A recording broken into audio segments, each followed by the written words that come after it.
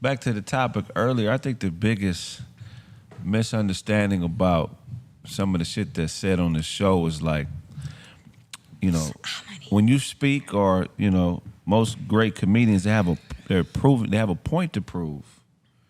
This is not just Say like that again, Craig. Most great comedians have a point. The message is more important than the yup-yups. So they're trying to get you to see something their way. This is the purpose of what we do as comedians. This is why we podcast, because we're figuring out subject matter live in front of you. So you get shows like Joe Budden's, right? Joe Budden's not a point of view podcast.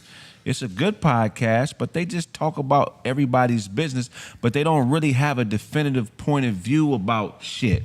It's just a popular nigga that people like that used to be a rapper that's kind of funny, and he got some cool co-hosts. But there's no gain point of view in life that you could take and apply to life. It's just entertainment. I think he's really aggressive too. Yeah, I mean, like, do you think, like, people have said, like, Craig is a yes man to me. If I thought that was happening, I don't think I would get along with Craig. Yeah, no, that's not it at all. Craig ain't nobody yes man. Not at all. Not at all. And I'm not saying that just because Craig is here in my face. Now, Darlene is a yes man like a motherfucker. Whatever. Me and Darlene have had it out on the show because Darlene thinks that what she's thinking is helpful. And it's okay, Darlene. You keep thinking. I want you to think. It's a good mix. He can be an asshole. And by the way, I just realized, no, you can. You've got asshole isms. And somebody just pointed this out, and I did not, chat went down. I did not even pay attention to that. But somebody had said, wait, how, because they got the anniversary shirt. They were like, there's nothing on there with anybody else. It's all Corey. Right. And I was like, I didn't even pay attention to that. I mean, what was it? What was the question? Nothing's on the shirt? There's the 15th anniversary. And what did it say?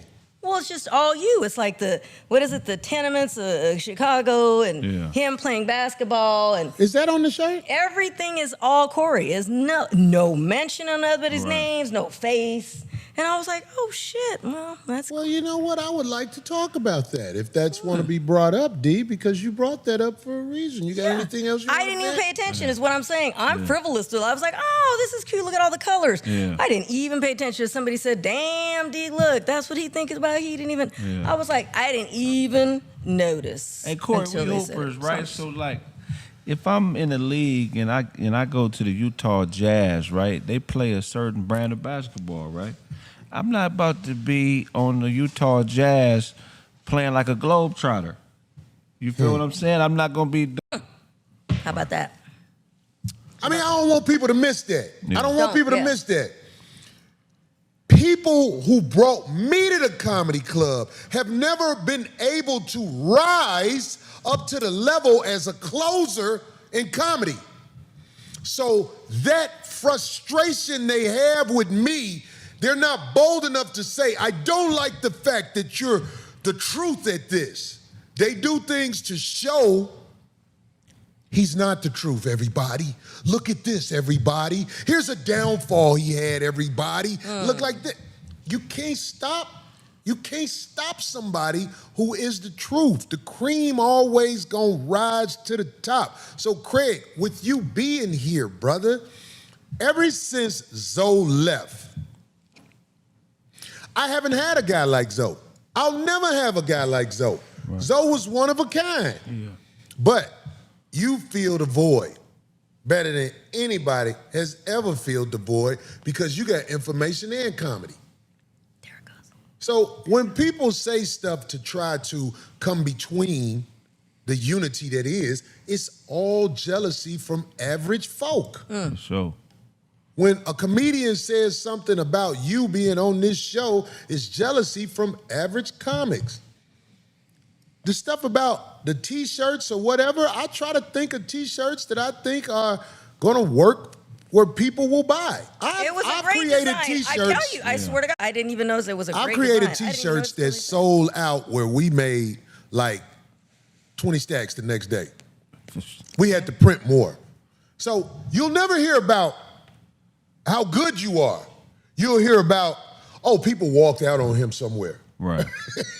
That's what you're gonna hear from the guys who will never reach the pinnacle of this game. They will never be closers on anything. They will all be middle run-of-the-mill motherfuckers. Trust me.